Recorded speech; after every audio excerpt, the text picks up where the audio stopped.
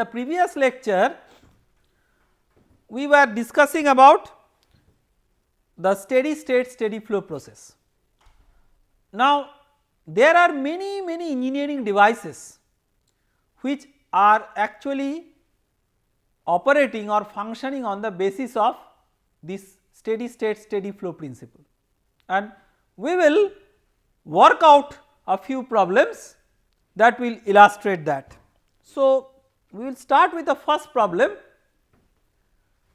which deals with a compressor. I will tell you what is a compressor. A compressor of a large gas turbine. I will also tell you what is a gas turbine or what is a turbine to be more specific, because you know you are maybe as an engineering student you are learning these terms for the first time. So, for solving a problem it is important of course to solve the specific problem, but also it is important to have a broader idea of the engineering system which it is trying to address. So, let us go through the problem. The compressor of a large gas turbine receives air from ambient at 95 kilopascal and 20 degrees centigrade with a low velocity. At the compressor discharge, air exits at 1.52 MPa and 430 degrees centigrade with a velocity of 90 meter per second. Power input to the compressor is 5000 kilowatt.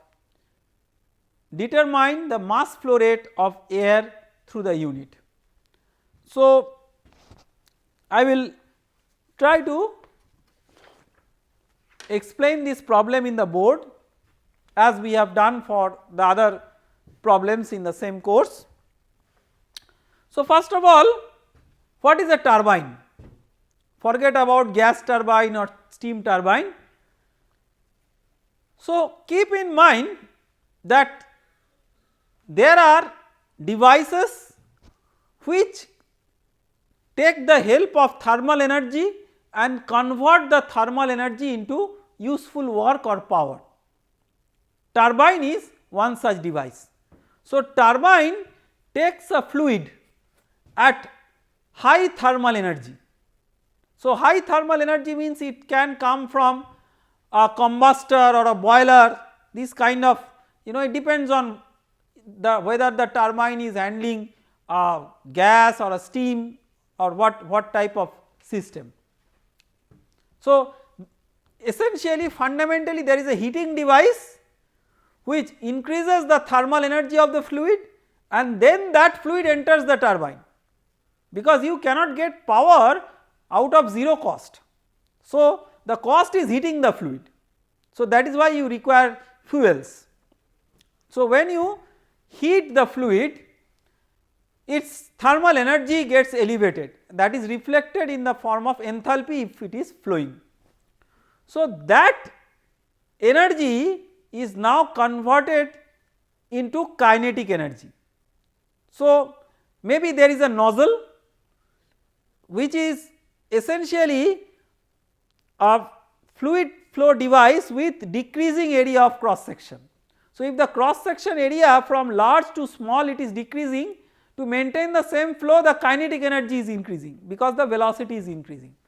So, with that high kinetic energy, so entire enthalpy of the fluid is converted into kinetic energy. With that high kinetic energy the fluid is falling on a wheel. So, let us say there is a wheel like this and there is a nozzle. Here the fluid enters with a high enthalpy and from here it comes out with high kinetic energy, and here there is something which is a blade of the turbine. So, when this fluid strikes the blade there is a linear momentum change and there is a moment of that linear momentum with respect to the axis of this wheel, that is called as angular momentum. So, the moment of linear momentum does change and therefore, the angular momentum does change. When there is a rate of change of angular momentum then there is a torque, and this wheel with this impact on the blade starts rotating. So, when it starts rotating there is an angular velocity. So, there is a power produced which is the product of the torque and the angular velocity, and essentially the hallmark of the power produced is that the shaft on which this turbine wheel is mounted, this is the turbine wheel, that shaft starts rotating, and so that is the mechanical part of the energy generation. Now this shaft is coupled with the shaft of the alternator, which is the electrical part of the power generation, and that is how the mechanical energy is converted into electrical energy, and that energy is transmitted and distributed to across the grids. So this is one of the very basic mechanisms of thermal power generation, and turbine essentially happens to be one such a component where this energy conversion takes place. Now when you have a turbine, the pressure of the fluid gets reduced because the fluid essentially gets expanded in the turbine. To maintain a mechanical as well as a thermodynamic cycle, the pressure of the fluid which has come down has to be elevated again to the pressure at which this energy transfer takes place, and that device where the pressure of the fluid is elevated, it is called as either a compressor or a pump depending on whether it is handling a gas or it is handling a liquid. So in this case for a gas turbine, the problem is the compressor of a large gas turbine. So this is handling the gas at low pressure and converting the gas to a high pressure gas, and that is possible by employing this device which is called as the compressor. So I think this little bit of background is needed for all the problems that I will be solving. I will try to give this little bit of engineering background to what it is. See, solving a problem is about putting numbers and getting an answer, but what is the broad practical perspective which this problem solving is allowing you to develop, that needs to be discussed, and that is how we will approach. So now in the thermodynamic perspective, the act of drawing a compressor is something like this. So let us say that you have the inlet and you have the exit, just like this. So because it is compression, generally symbolically it is drawn in this way, that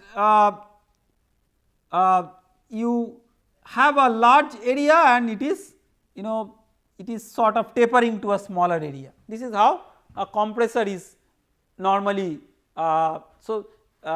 designed, drawn in the schematic way. If it was a turbine where the fluid expands, this could have been I and this could have been E. So it is the inlet is from a small and outlet is from big. It is not, it has nothing to do with whether it is actually entering a channel or a pipe with high area or small area. It is a conceptual diagram representing the device, that is all. So now when you have this in the compressor, remember that nothing is available at free cost, right. So you are pressurizing the gas from low pressure to high pressure, you have to pay the penalty of that. So what penalty you pay? You put some work, right. You put some work so that this pressurization of the fluid is possible. So there is some work input. So conceptually we will write this W dot, but this is negative here, actually it is work input, and you can also have a q dot. For all practical purpose, in this device the work done is much more significant than heat transfer. So, this will be approximately equal to 0. So, this is the schematic representation of the device. So, the fluid is air,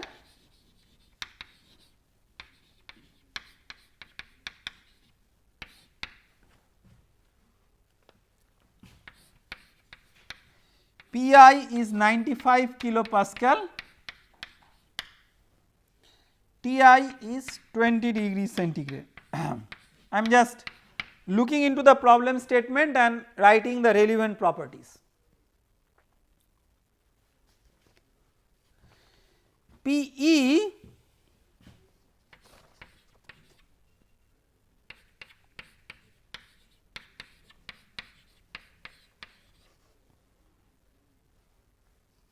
is 1.52 MPa, Te is 430 degrees centigrade, Ve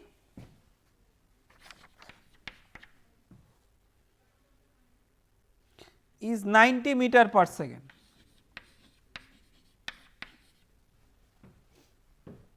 Okay.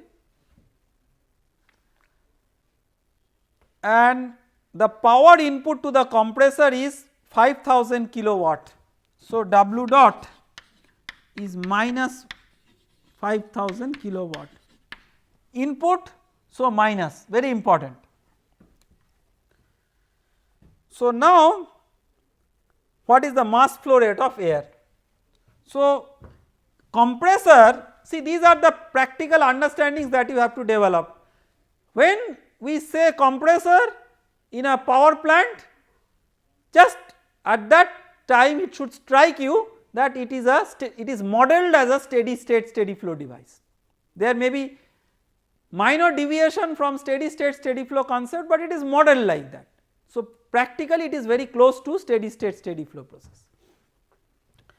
So, first law for a steady state steady flow process, you have to define a control volume. So, this is your control volume. So, without drawing a control volume, your problem solving is meaningless. You have to define a control volume, and based on the control volume you have to write the expression. So, first law for the control volume for a steady state steady flow process, Q dot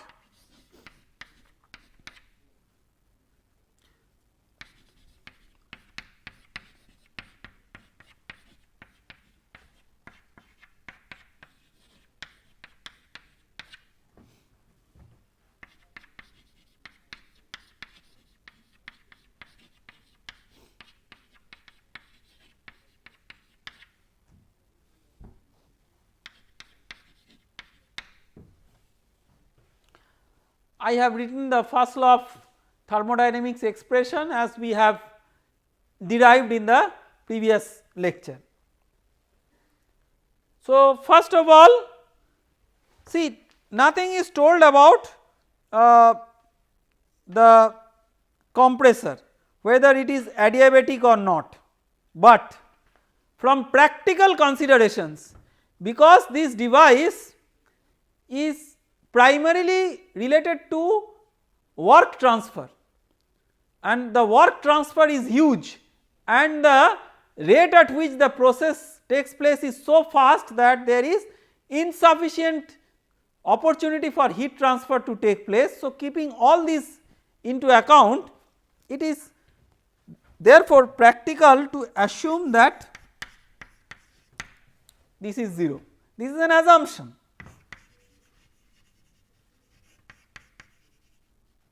This is the first assumption. So, for all problems, please note down the assumptions. I am not writing separately in the board, but I am verbally telling you. The first assumption specific to this problem is there is no heat transfer. Second assumption is there is negligible change in potential energy, and third assumption is that the inlet kinetic energy is negligible as compared to the exit kinetic energy, and that is quite logical because after pressurizing the flow velocity it gains a value which is this one 90 meter per second. So earlier before pressurizing the fluid was not at that high kinetic energy, and also because there is one inlet and one exit, so mass balance wise m dot I is equal to m dot E equal to m dot.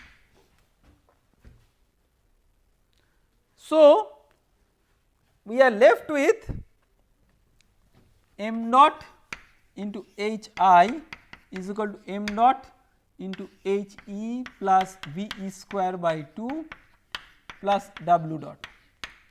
So you have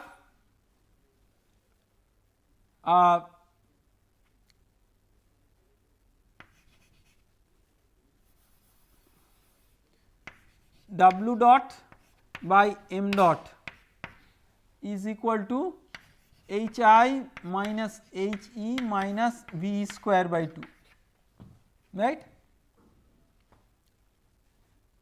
Now I mean there are many assumptions that go with a practical problem solving. So the next level of assumption comes, can we treat air as an ideal gas?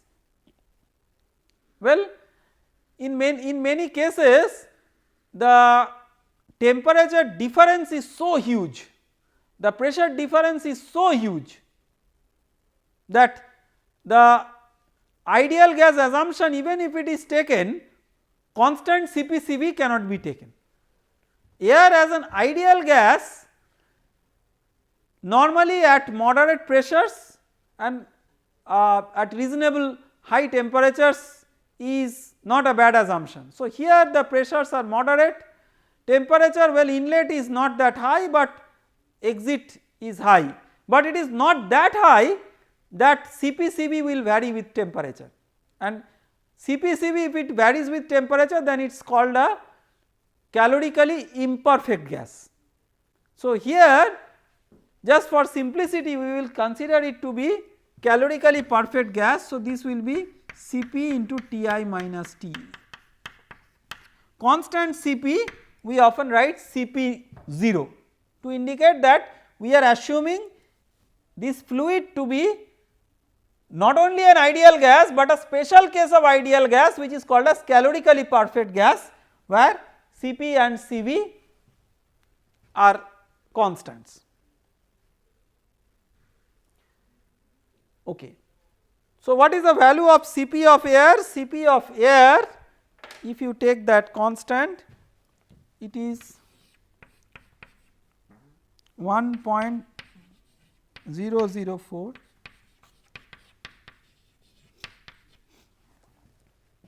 Okay.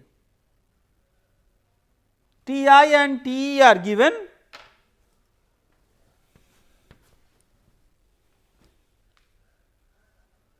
Okay. So what is Ti? Ti is 20 degrees centigrade and Te is 430 degrees centigrade. W dot is also given. What is V square by 2?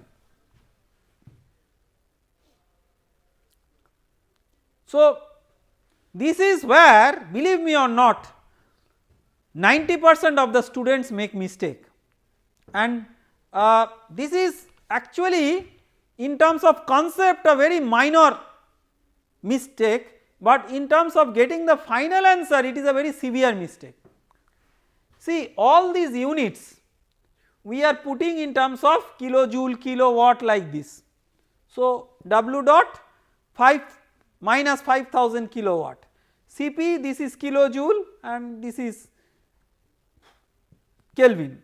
So then it becomes kilojoule per kg, this becomes, and with m dot multiplied it becomes kilojoule per kg into kg per second. So kilojoule per second it will become kilowatt. So this is kilowatt, this is kilowatt. So, this also has to be in kilojoule per kg whatever. So, if you directly substitute it as 90 meter per second, then it will be in joule, not in kilojoule. So, in this expression I am writing it separately. See, my job as a teacher is not just to give you concepts which are very nice and abstract, but also to help you to work out problems in a accurate manner. And here this, if it in kilojoule units, if you write this is 90 square by 2 into 1000. So, this is joule divided by 1000. So, this is in kilojoule unit.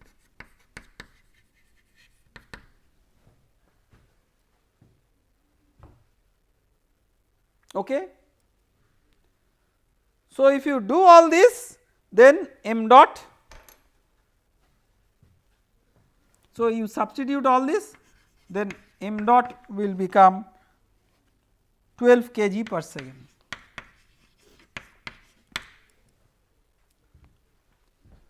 So, we have taken a good amount of time today to solve a problem, and I will not solve any more problem in this lecture. The whole understanding is that I must give you a gestation period. This is a kind of a very routine problem in thermodynamics, whoever is solving a steady state steady flow problem, but for you the solving the problem is not trivial. You have to understand first, given the device, what is its what does it do in engineering, can it be approximated as a steady state steady flow device? If it is approximated as a steady state steady flow device, what are the subsequent assumptions? Here what are the assumptions that we have made? See, nowhere in the problem it is given that assume the compressor to be adiabatic, but from here we have learned that assuming the compressor as adiabatic is not a very impractical proposition. So, when you say adiabatic, see, always if we say something is less, it has to be less in comparison to something which is more. So, what are more here? More here are the changes in thermal energy and the work transfer. So, as compared to the changes in thermal energy and the work transfer, the heat transfer is small. So, it should not be technically taken as adiabatic. It is negligible heat transfer as compared to work transfer and the change in thermal energy. That should be the spirit, and this spirit is maintained for analyzing the compressor. Then we are neglecting Vi as compared to V. There are many situations where for the compressor we neglect the change in kinetic energy altogether. Sometimes we say very loosely for solving a problem neglecting kinetic energy. We are not neglecting kinetic energy, we are simply neglecting changes in kinetic energy for those problems. In this particular problem we are not neglecting the change in kinetic energy because we can be more precise, because this information is already available. Had this information not been available, typically in thermal devices data for temperature, pressure, all these are recorded, but sometimes velocity data is not recorded. But change in kinetic energy, if it is negligible as compared to change in thermal energy, then that contribution sometimes is neglected, and potential energy change also is neglected. So, it is not kinetic energy, potential energy as such which are neglected, but changes in kinetic energy and potential energy, these are neglected. So, with those assumptions and the final assumption that air is an ideal gas with constant Cp/Cv, we are able to solve this problem. So, finally let us summarize. If somebody asks you, given this solution of the problem, what are all the assumptions? So, let me point these out one by one. First assumption, that all properties are uniform across the inflow and outflow. So, at the inflow, so this is not a straight line, right, there is a pipe which is supplying to it, there is a pipe through which it is leaving. So, properties across the section of the pipe are uniform for I and separately uniform for E. Then it is steady flow and steady state. So, steady state, steady flow all together. Then negligible heat transfer as compared to other modes of transfer of energy, negligible kinetic energy at the inlet as compared to the kinetic energy at the exit, negligible changes in potential energy, and air can be treated as an ideal gas with constant Cp.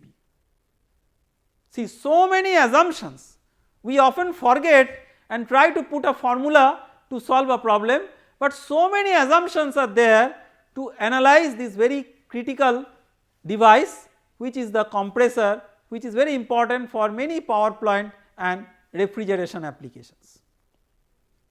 Thank you very much for trying to patiently understand the details of solving this problem.